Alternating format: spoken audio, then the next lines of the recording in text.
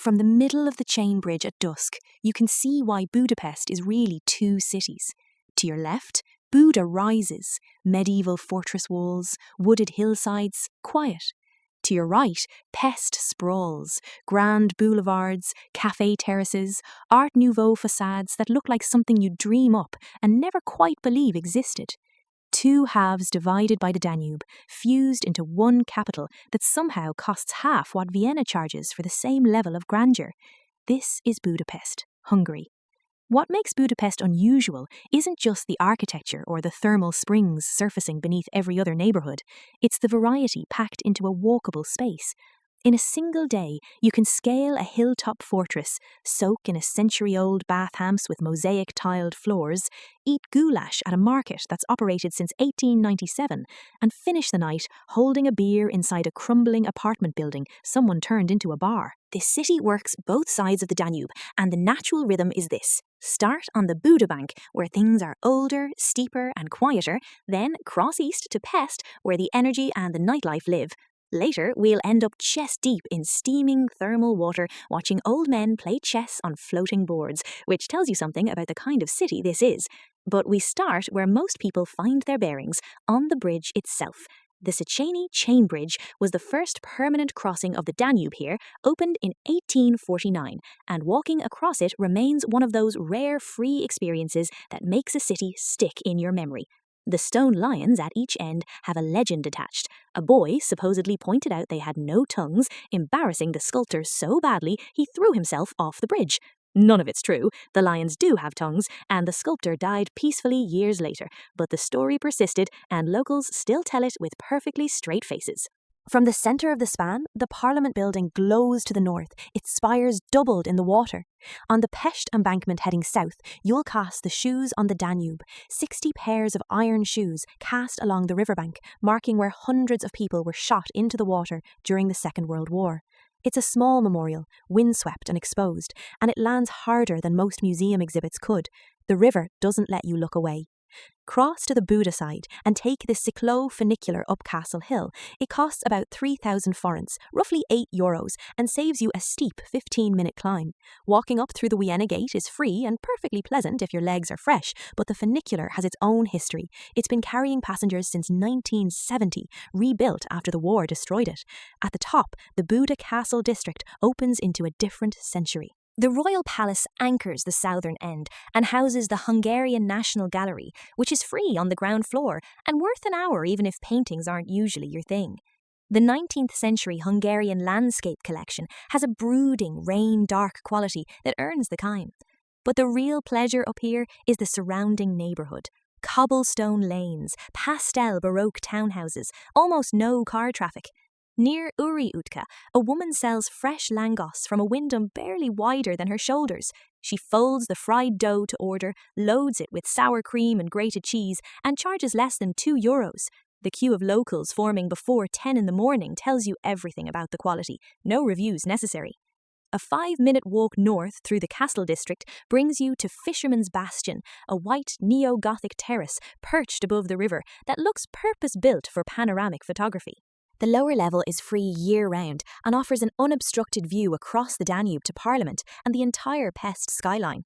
The upper terrace charges a modest fee between March and October, about 1,000 forints, but the sightline from below is honestly just as striking. What you're looking at is one of the cleanest panoramic views in any European capital. The full sweep of Pest, from river to rooftops, bridges fanning out in both directions.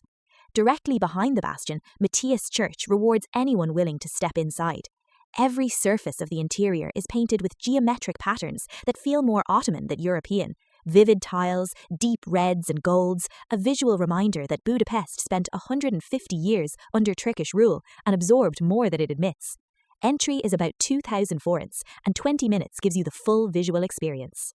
The church also hosts organ concerts on certain evenings, and the acoustics inside that painted hall are extraordinary.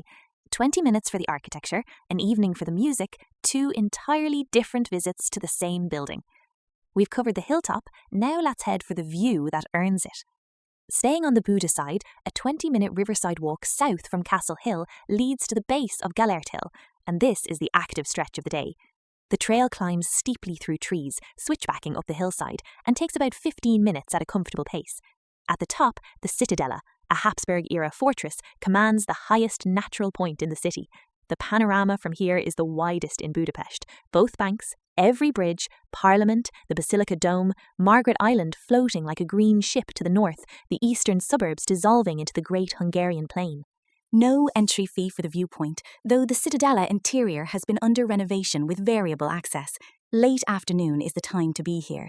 The golden hour light transforms the limestone and the river. The tour groups have mostly descended, and you can sit on the old fortress walls and watch the city transition from day to evening without anyone suggesting you move along.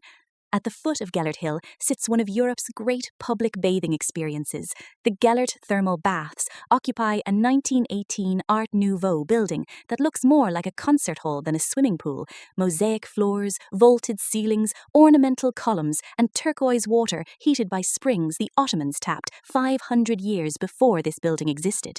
A full-day ticket costs around 9,000 forints, roughly €23, and covers the indoor thermal pools, the outdoor wave pool, steam rooms and cold plunges.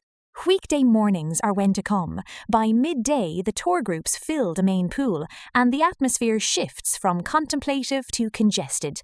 The attendant working the towel counter, a broad-shouldered man who has clearly held this post for decades, hands over your cabin key without making eye contact and points you toward the changing area. No instructions needed, no pleasantries offered. The entire operation runs on routine so deep it functions as ritual, and once you're in the water, about 36 degrees, faintly mineral, oddly silky on the skin, the city above ground fades to an abstraction. Budget more time than you think. Everyone stays longer than they planned. Cross the Liberty Bridge back to Pest, a 3-minute walk that puts the ornate Gellért facade behind you and drops you directly in front of the central market hall. Nagy Vásár Csarnok, if you want the Hungarian. This enormous iron and brick structure opened in 1997 and still operates as a genuine working market, not a heritage exhibit with a gift shop attached. The ground floor is where Budapestians actually buy their food. Mounds of paprika arranged by grade from sweet to volcanic, sausages hung like festival garlands, pickled vegetables in rows of glass jars, stacks of fresh bread still warm. The paprika vendor near the main entrance has been measuring orders on the same tarnished brass scale for longer than anyone here can remember. Ask which grade to bring home, and she hands you the Edes Nemes, sweet noble, without a moment's hesitation. She has answered that question 10,000 times, and her response has never once wavered. Upstairs, the stalls tilt towards visitors, fried lángos, embroidered tablecloths, souvenir magnets, but a plate of chicken paprikash with egg noodle dumplings and a cold Dreher beer for under €10 makes a solid lunch by any city standards. The market closes early on Saturdays and stays shut on Sundays, so mornings are your friend here. From the market, a 15-minute walk north through Pest's wide boulevard grid, past Calvin Tier and along Museum Currit, brings you into District 7, the historic Jewish quarter. The Dohan Street Synagogue is the anchor, and its scale is startling. The largest synagogue in Europe, built in 1859 in Moorish Revival style, with twin onion-domed towers visible from blocks away. Guided tours run throughout the day in several languages and cost around 6,000 forints. Behind the main prayer hall, the courtyard holds the Emmanuel tree, a metal weeping willow memorial to Holocaust victims, each silver leaf inscribed with a family name. The weight of it is cumulative rather than immediate. You feel it more the longer you stand there. Allow at least an hour for the full complex. But the Jewish quarter extends well beyond the synagogue, into narrow streets that reward wandering. Kosher bakeries where poppy seed pastries cool behind fogged glass, independent bookshops, and street art that layers history, grief, humour, and defiance across every blank wall if confined. This is a neighbourhood that reads differently when you move through it slowly.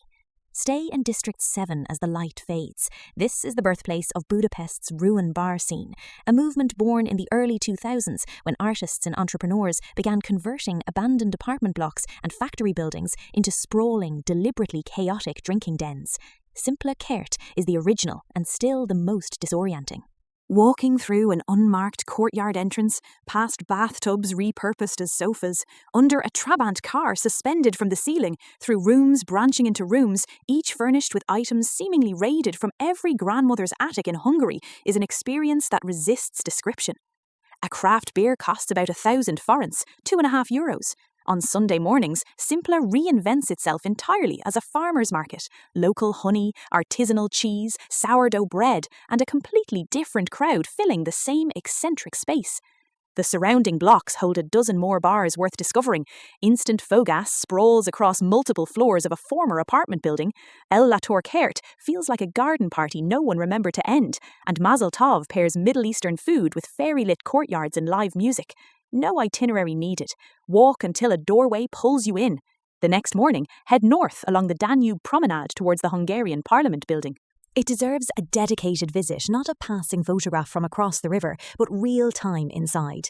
This is one of the largest legislative buildings on earth, neo-Gothic to the point of obsession, with nearly 600 rooms behind a facade of spires and carved stone that seems to multiply the closer you look.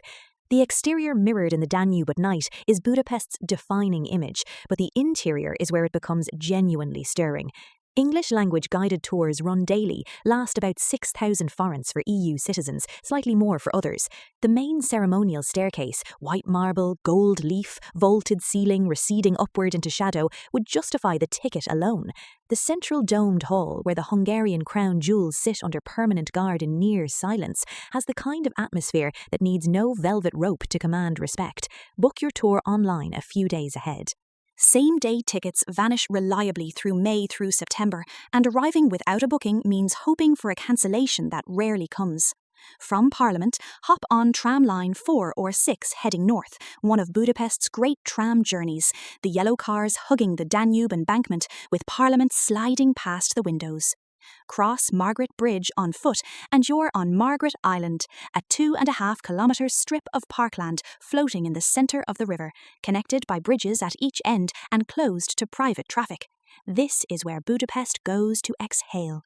Rent a bicycle near the southern entrance, about 2,000 forints per hour, or a 4-person pedal cart if you're travelling with family, and ride the shaded car-free paths through rose gardens, past ruins of a 13th century Dominican convent, a small petting zoo, and a musical fountain that performs to Vivaldi and Strauss on summer evenings.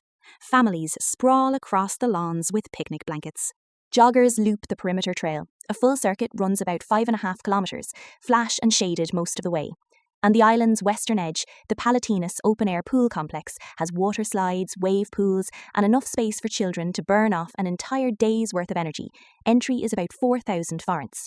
An easy half-day here, and the pace feels deliberately, almost therapeutically, different from the city on either bank.